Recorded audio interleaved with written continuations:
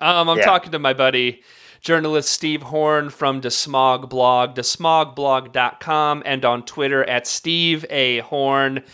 Let's move on to another story. But I mean, all this stuff is connected. One of the problems with, dirty energy, the dirty energy industry, is their influx in the government itself. And you actually had a report recently at DeSmog Blog about a high-level Obama energy official going and working with dirty energy. Tell us about her. Sure. Well, her name is Heather Zichal, and she was the quote-unquote energy czar, climate czar for the Obama administration until late last year in 2013 when she stepped down.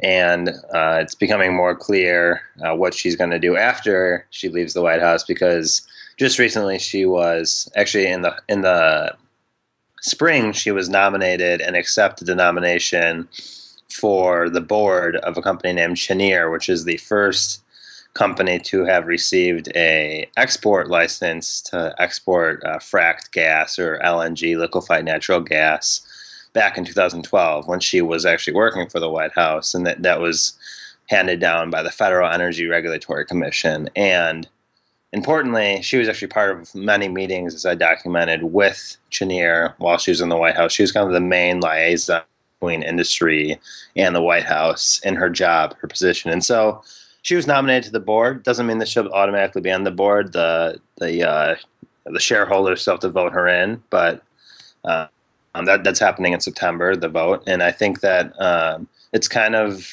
telling that she had lots of meetings with Cheniere, including the CEO, with very important people in the company while she was working at the White House. She got to know them in that position, and then it was a natural way to network her way into being nominated for this board position. And Cheniere itself is a really well-connected company. Cheniere, the main lobbying firm for Cheniere is led by the Spencer Abrams lobbying firm, who used to be the head of the Department of Energy, the Secretary of Energy under George W. Bush, and his assistant at the time, then and still his assistant now. Her name is Majida Murad. She herself is still working for him, and so she's just the top lobbyist now.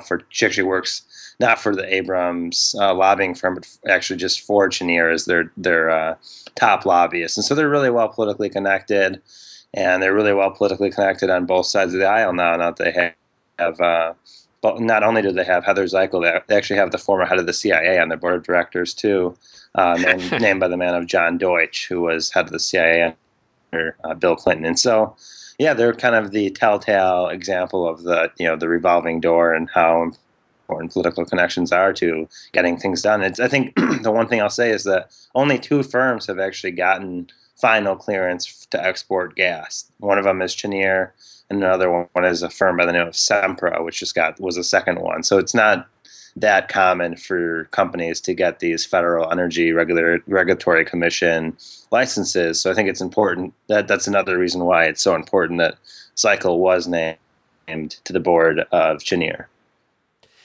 That, again, is another really one of the more infuriating things about the Obama administration when it comes to his climate change policies. Not only the fact that he has opened up, he's the fracking president, that he's made done fast tracking things on fracking, just completely embraced fracking, even though, again, we've talked about the pollution to water supplies that fracking does. We've talked about the fact that fracking, the process releases tons of methane into the air, which is a greenhouse gas, even though, that's something that a lot of fracking proponents want to ignore, the fact that it actually does release a lot of greenhouse gases into the air to do it. But the fact that the Obama administration has actually opened up fracked gas for export, which is crazy. It's like, it's one thing where like the kind of BS flag waving crap that these people hear. It's like, oh, we need American independence and energy independence. We need to have our energy here. USA, USA. We can't go to the Middle East for energy anymore. But really, it's not even that we're even keeping a lot of this stuff. A lot of it's actually being shipped overseas, which again is just so, for lack of a better word, because we're on the radio, infuriating here. Yeah, and so Cheniere will be Cheniere's going to already have the carte blanche to start exporting gas starting late 2015, and so it's just kind of now there's another company, Sempra, I mentioned, and there's a whole host of companies that, even though I said that the FERC has only given two, the Department of Energy has pretty much given green lights to every single one. It's just a rubber stamp process, and so FERC is a little harder.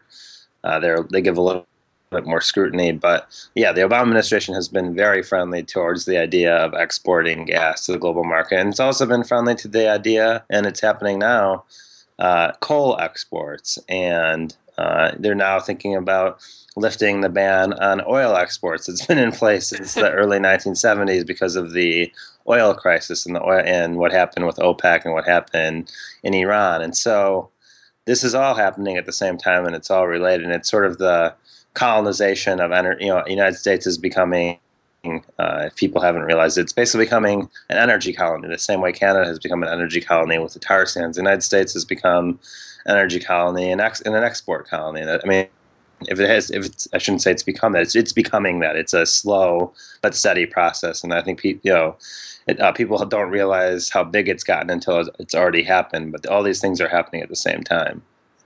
Again, you mentioned the export of coal, which again is hysterical because it's like a lot of center-left people were all so happy about the Obama administration's new rules on coal-fired power plants, which are certainly good. They're not great. There's certainly not anything that's wonderful, that's really game-changing.